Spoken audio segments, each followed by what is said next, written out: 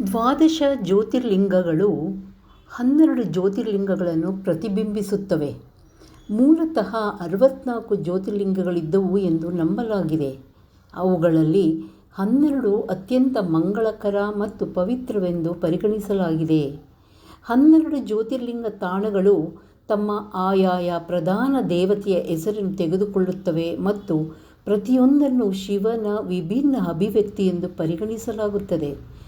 ಈ ಎಲ್ಲ ಸ್ಥಳಗಳಲ್ಲಿ ಪ್ರಾಥಮಿಕ ಚಿತ್ರವು ಲಿಂಗವಾಗಿದ್ದು, ಪ್ರಾರಂಭವಿಲ್ಲದ ಮತ್ತು ಅಂತ್ಯವಿಲ್ಲದ ಸ್ತಂಭವನ್ನು ಪ್ರತಿನಿಧಿಸುತ್ತದೆ ಮತ್ತು ಶಿವನ ಅನಂತ ಸ್ವಭಾವವನ್ನು ಸಂಕೇತಿಸುತ್ತದೆ. ಸ್ನೇಹಿತರೆ, ಈ ವಿಡಿಯೋವನ್ನು ಪೂರ್ತಿ ನೋಡಿ, ಲೈಕ್ ಮಾಡಿ, ಸಬ್ಸ್ಕ್ರೈಬ್ ಮಾಡಿ, ಪ್ರೋತ್ಸಾಹಿಸಿ. ದ್ವಾದಶ ಜ್ಯೋತಿರ್ಲಿಂಗಗಳಲ್ಲಿ 5ನೇ ಜ್ಯೋತಿರ್ಲಿಂಗವಾದ ಶ್ರೀ ವೈದ್ಯನಾಥೇಶ್ವರ ದೇವಾಲಯವು ಭಾರತದ ಜಾರ್ಖಂಡ್ ಸಂಥಾಲ್ ಜಿಲ್ಲೆಯಲ್ಲಿದೆ. ಶ್ರೀ ವೈದ್ಯನಾಥೇಶ್ವರ ಸ್ವಾಮಿ ಜ್ಯೋತಿರ್ಲಿಂಗವು ಹಿಂದಿನ ಬಿಹಾರ ರಾಜ್ಯದ, ಅಂದರೆ ಈಗಿನ ಜಾರ್ಖಂಡ್ ಸಂಥಾಲ್ ಜಿಲ್ಲೆಯಲ್ಲಿದೆ. ಭಸ್ಮಧಾರಿ ಪರಶಿವ ಸಾಮಾನ್ಯವಾಗಿ ರುದ್ರಭೂಮಿಯಲ್ಲಿ ಇರುವುದಾಗಿ ಪುರಾಣಗಳು ಹೇಳುತ್ತವೆ. ಇಲ್ಲಿ ಅದನ್ನು ಕಾಣಬಹುದು. ಕ್ಷೇತ್ರದ ಶ್ರೀ ವೈದ್ಯನಾಥೇಶ್ವರ ಸ್ವಾಮಿ ಜ್ಯೋತಿರ್ಲಿಂಗ ಚಿತಾಭೂಮಿಯಲ್ಲಿದೆ ಎಂದು ಹೇಳುತ್ತಾರೆ. ಈ ಶ್ರೀ ವೈದ್ಯನಾಥೇಶ್ವರ ಸ್ವಾಮಿ ಜ್ಯೋತಿರ್ಲಿಂಗವನ್ನು ರಾವಣ ಕೈಲಾಸದಿಂದ ತಂದನೆಂದು ಪ್ರತೀತಿ ಇದೆ. ಶ್ರೀ ಗೋಕರ್ಣ ಕ್ಷೇತ್ರದ ಸ್ಥಳಪುರಾಣದಂತೆ ಈ ಕಥೆಯೂ ಸಹ ತೋರುತ್ತದೆ. ಗರ್ಭಗುಡಿಯ ಒಳಗಿರುವ ಶ್ರೀ ವೈದ್ಯನಾಥೇಶ್ವರ ಸ್ವಾಮಿ ಜ್ಯೋತಿರ್ಲಿಂಗ ತುಂಬ ಚಿಕ್ಕದಾಗಿದೆ. ಪಾಣಿಪೀಠದ ಮಧ್ಯೆ ಕಪ್ಪದಾದ ಚಿಕ್ಕ ಲಿಂಗವನ್ನು ಕಾಣಬಹುದು. ದಂತಕಥೆಯ ಪ್ರಕಾರ ರಾವಣನು ಶಿವನನ್ನು ಕುರಿತು ತನ್ನನ್ನು ಶ್ರೀಲಂಕಾ ಪಟ್ಟಣದಲ್ಲಿ ಅಜೇಯನಾಗಿ ಮಾಡೆಂದು ಕೈಲಾಸ ಪರ್ವತವನ್ನು ಎತ್ತಿದನು. ಆದರೆ ಶಿವನು ಪರ್ವತವನ್ನು ಕಾಲು ಬೆರಳಿನಿಂದ ತುಳಿದನು. ರಾವಣ ತನ್ನ ತಪ್ಪಿಗೆ ಪಶ್ಚಾತ್ತಾಪಪಟ್ಟನು. ಅದಕ್ಕೆ ಮೆಚ್ಚಿದ ಶಿವನು ಒಂದು 12 ಜ್ಯೋತಿರ್ಲಿಂಗವನ್ನು ನೀಡಿ ಲಂಕಾಪಟ್ಟಣಕ್ಕೆ ತೆಗೆದುಕೊಂಡು ಹೋಗಲು ಹೇಳಿದನು. ಆದರೆ ಎಲ್ಲಿಯೂ ಮಧ್ಯೆ ಭೂಮಿಯ ಮೇಲೆ ಇಡಬಾರದೆಂದು, ಒಂದು ವೇಳೆ ಭೂಮಿ ಮೇಲೆ ಇಟ್ಟರೆ ಅದು ಅಲ್ಲಿಯೇ ನೆಲೆ ಊರಿ ನೆಲದೊಳಗೆ ಸೇರುತ್ತದೆಂದು ತಿಳಿಸಿಕೊಟ್ಟು ಕಳುಹಿಸಿದನು. ಇದನ್ನು ಶ್ರೀಲಂಕಾ ಪಟ್ಟಣಕ್ಕೆ ಕೊಂಡು ಹೋಗುವಾಗ ವರುಣ ದೇವರು ರಾವಣನ ದೇಹದೊಳಗೆ ಸೇರಿದರು. ಆಗ ಬಹಳ ತುರ್ತಾಗಿ ಈ ಲಿಂಗವನ್ನು ನೆಲದ ಮೇಲೆ ಇಡಬೇಕಾಗಿ ಬಂತು. ಆಗ ಮಹಾವಿಷ್ಣು ಮಾರುವೇಷದಲ್ಲಿ ಬಂದು ಆ ಲಿಂಗವನ್ನು ಕೈಯಲ್ಲಿಡಿದುಕೊಳ್ಳಲು ಒಪ್ಪಿದನು.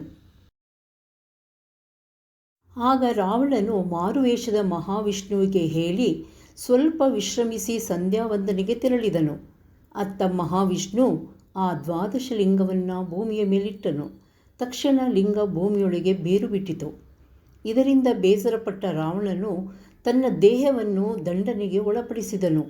ತನ್ನ 10 ತಲೆಗಳನ್ನು ಒಂದೊಂದಾಗಿ ಕಡಿದು ಶಿವನಿಗೆ 9 ತಲೆಗಳನ್ನು ಅರ್ಪಿಸಿ 10ನೇ ತಲೆಯನ್ನು ಕಡಿದು ಹಾಕಲು ಮುಂದಾದನು. ಆಗ ಶಿವನು ಪ್ರತ್ಯಕ್ಷನಾಗಿ ರಾವಣನ ತಲೆಗಳನ್ನು ವೈದ್ಯರಂತೆ ಜೋಡಿಸುತ್ತಾನೆ.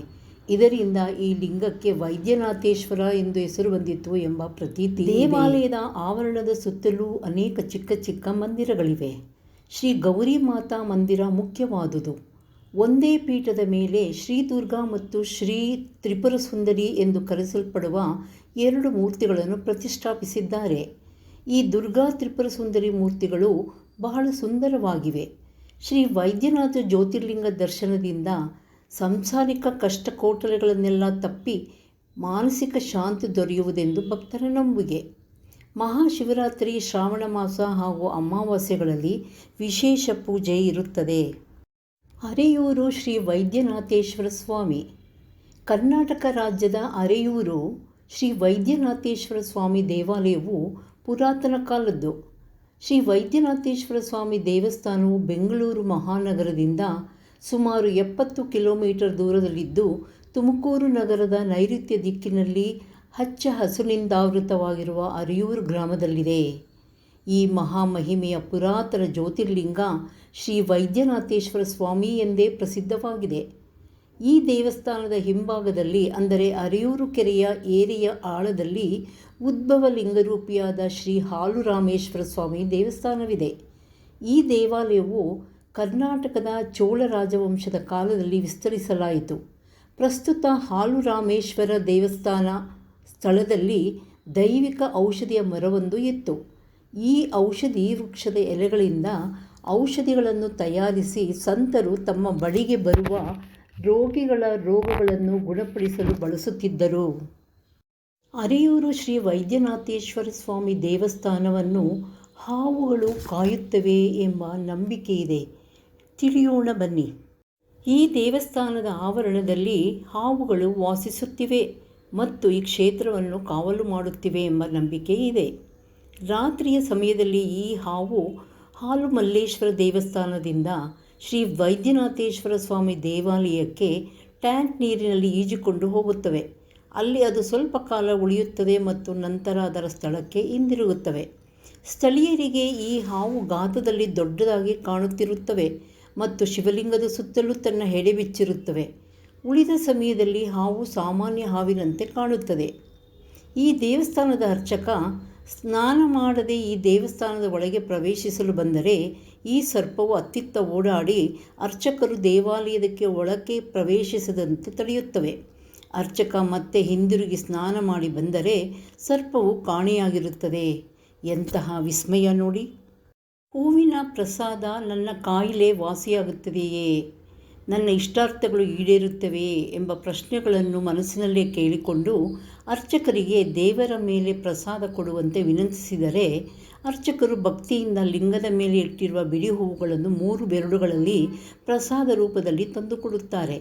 ಆಗ ನಮಗೆ ಪ್ರಸಾದವಾಗಿ ಬಂದ ಹೂವುಗಳು ಬೆಸ ಸಂಖ್ಯೆಯಲ್ಲಿ, ಅಂದರೆ 1, 3, 5, 7, 9ರಂತೆ ಇದ್ದರೆ ಇಷ್ಟಾರ್ಥ ಸಿದ್ಧಿಯಾಗುತ್ತದೆ ಎಂದು ಅರ್ಥ. ಅದೇ ಸಮಸಂಖ್ಯೆಯಲ್ಲಿ, ಅಂದರೆ 2, 4, 6, 8ರಂತೆ ಹೂವುಗಳು ಬಂದರೆ ಕಾಯಿಲೆ ವಾಸಿಯಾಗುವುದಿಲ್ಲ ಅಥವಾ ಕಾರ್ಯ ಆಗುವುದಿಲ್ಲ ಎಂದರ್ಥ. ಇವುಗಳೆಲ್ಲವೂ ಅವರವರ ನಂಬಿಕೆಗಳಿಗೆ. ಈ ವಿಡಿಯೋವನ್ನು ವೀಕ್ಷಣೆ ಮಾಡಿದ ಪ್ರತಿಯೊಬ್ಬರಿಗೂ ವಂದನೆಗಳು. ಮರೆಯದೆ ಸಬ್ಸ್ಕ್ರೈಬ್ ಮಾಡಿ.